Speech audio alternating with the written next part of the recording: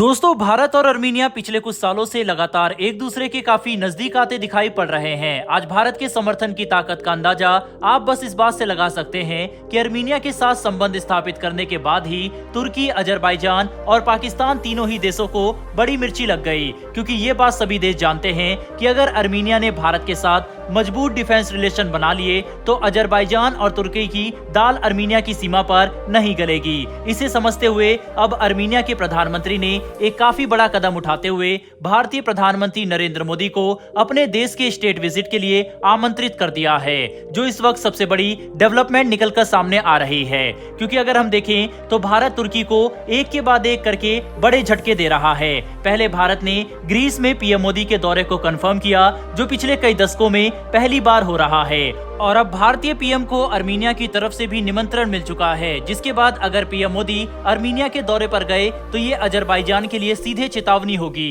क्योंकि जब एक बार भारत और अर्मीनिया के संबंध इस हद तक मजबूत हो जाएंगे कि हमारे पीएम उनके देश का दौरा करे तो अजरबैजान की तरफ से अर्मीनिया पर दबाव डालना लगभग नामुमकिन बन जाएगा। उस वक्त तुर्की और पाकिस्तान भी साथ मिलकर अजरबैजान का समर्थन नहीं कर सकेंगे, क्योंकि ग्लोबल प्लेटफॉर्म पर आज भारत से टक्कर लेने की ताकत किसी भी देश में नहीं है। साथ ही अर्मीनिया एक के बाद एक भारतीय हथियारों को खरीद कर रहा है, जिससे वह आर्थिक तौर पर हमारे लिए काफी जरूरी बन चुका है। ऐसे में भारत भी अर्मीनिया को काफी गंभीरता से ले रहा है, क्योंकि अगर हमने इस देश के साथ अपने संबंध मजबूत बनाए तो दुनिया भर के कई देश भी भारतीय हथियारों पर ज्यादा भरोसा दिखाएंगे। क्योंकि इस वक्त अर्मीनिया अजरबैजान के साथ विवाद में लगा है और वहां पर भारतीय हथियार असली युद्ध क्षेत्र में टेस्ट किए जा रहे हैं, जो हमारे प्रोडक्ट्स की क्षमता को प्रमाणित करता है। इसी वजह से दूसरे देश का भरोसा भारतीय हथियारों पर बढ़ चुका है। साथ ही खुद अर्मीनिया की सेना ने भी हमारे हथियारों की परफॉर्मेंस की तारीफ की है, जिससे पता चलता है कि भारत अब डिफेंस एक्सपोर्ट के मामले में बहुत जल्द ही एक काफी ताकतवर देश के तौर पर सामने आएगा। हालांकि यहाँ पर हमें इस बात को नजरअंदाज नहीं करना चाहिए कि अर्मीनिया एक युद्धग्रस्त देश है, जहाँ पर हमेशा खतरा बना रहता है। ऐसे में अर्मीनिया के प्रधानमंत्री ने भले ही पीएम मोदी को आमंत्रण दिया हो, पर यह देखना इंटरेस्टिंग होगा कि कब तक पीएम मोदी अर्मीनिया का दौरा करते हैं। क्योंकि 2021 में भारतीय विदेश मंत्री डॉक्टर एस जयशंकर जब ग्रीस के दौरे पर गए थे, तब वहां की सरकार ने पीएम मोदी को स्टेट विजिट का इनविटेशन दिया था, पर विजिट को आयोजित करने के लिए तैयारियों में 2 साल का लंबा समय लग गया। वह भी तब जब ग्रीस अर्मीनिया के मुकाबले काफी सुरक्षित और शांत यूरोपियन देश है। इसीलिए इस बात पर चर्चा जरूर की जा सकती है कि क्या पीएम मोदी का अर्मीनिया अजरबैजान के हालातों को देखते हुए वहां जाना सही होगा या फिर नहीं, और अगर पीएम मोदी वहां जाने का फैसला करते भी हैं तो आखिर इस स्टेट विजिट को कब तक आयोजित किया जाएगा, जिसके बारे में जानकारी हमें आने वाले दिनों में ही मिल सकती है।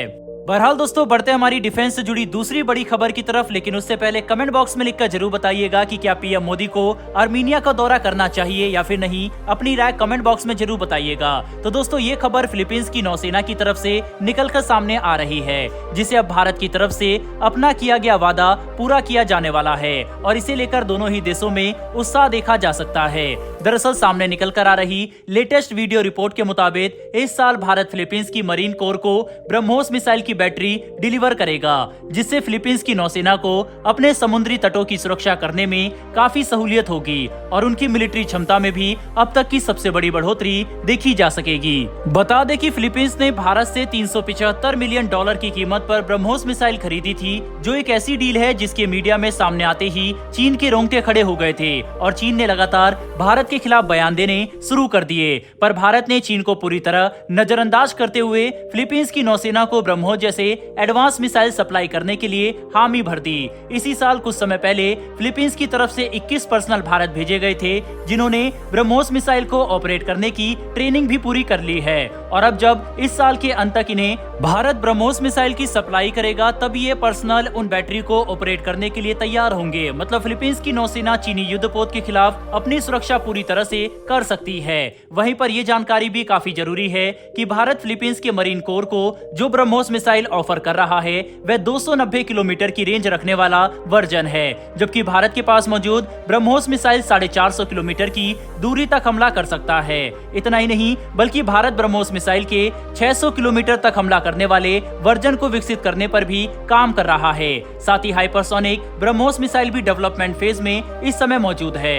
दोस्तों, फिलीपींस के अलावा दुनिया भर के मल्टीपल देश भारत से ब्रह्मोस मिसाइल खरीदना चाहते हैं और एक बार जब हम फिलीपींस की नौसेना को इनकी डिलीवरी पूरी कर देंगे तब इन दूसरे देशों के साथ भी ब्रह्मोस मिसाइल की डील होने की संभावना काफी ज्यादा बढ़ जाएगी। ऐसे में ये कहना गलत नहीं होगा कि भारत अब एक ताकतवर डिफेंस एक्सपोर्टर के तौर पर सामने आ रहा है, जो हमारे लिए बड़ा माइलस्टोन है। बहरहाल दोस्तों, इस वीडियो में इतना ही। अगर आपको ये इन्फॉर्मेशन और वीडियो पसंद आई हो तो नीचे दिए गए सब्सक्राइब बटन को दबाकर बेल नोटिफिकेशन को ऑन कर लें, जिससे हमारी आने वाली डेली ऐसी वीडियो आप तक सबसे पहले पहुंच सके। फिर मिलेंगे ऐसी एक नई वीडियो के साथ। धन्यवाद। जय हिंद।